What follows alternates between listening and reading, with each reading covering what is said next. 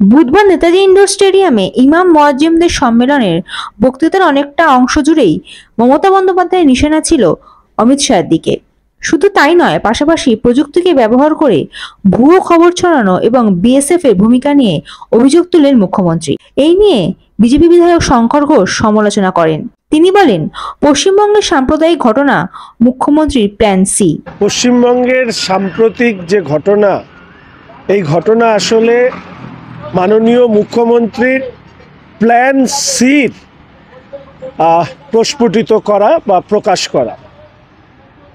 চাকরি হারাদের নিয়ে রাজ্য জুড়ে যখন মানুষের বিক্ষোভ বৃদ্ধি পাচ্ছে, সেই সময় দাঁড়িয়ে রাজ্যের মুখ্যমন্ত্রী তার প্রথম প্ল্যান ছিল যে দুর্নীতিকে সামনে না আসতে দেবার জন্য কোনো কিছুতেই তিনি যোগ্য এবং অযোগ্যদের নামের তালিকা বিচারালয়ের কাছে জমা না করা। এটা ছিল প্ল্যান এ।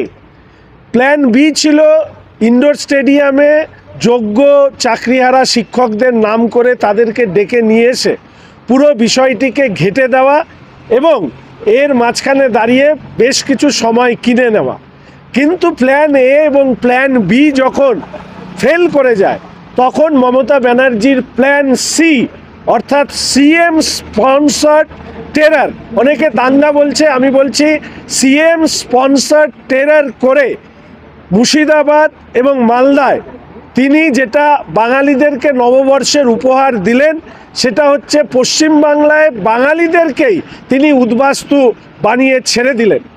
দুর্ভাগ্য হচ্ছে আজকে ইন্ডোর স্টেডিয়ামে তিনি আরেকবার তার এই কুকর্মের সাফাই গাইতে গিয়ে যে কথাগুলো বললেন, সেগুলো হচ্ছে পাগলের প্রলাপ।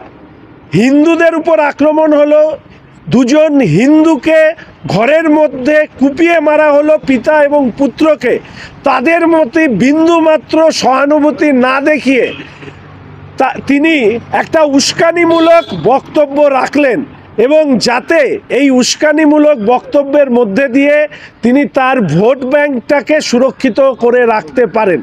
দুর্ভাগ্য যে পশ্চিমবঙ্গের এই অরাজকতার জন্য দায়ী রাজ্যের মাননীয় মুখ্যমন্ত্রী।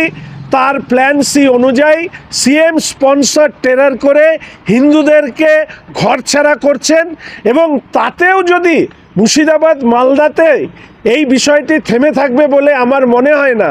আরজি করের পরে চাকরিহারাদের বিক্ষোভ যত বাড়বে, এই সিএম স্পন্সর টেরর করে সারা রাজ্য জুড়ে হিন্দুদেরকে ঘরছাড়া করবার যে প্ল্যান সি পরিকল্পনা মাননীয় মুখ্যমন্ত্রী করেছেন, তার এক্সিকিউশন হবে।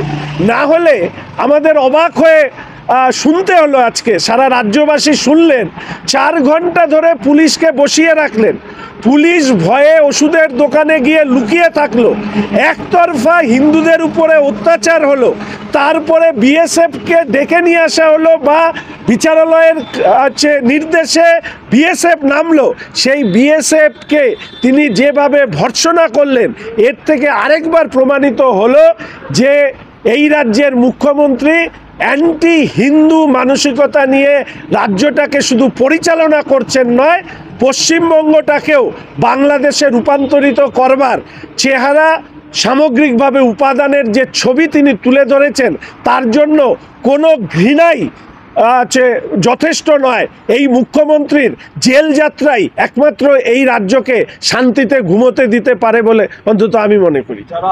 Bureau report, ND Bangla news.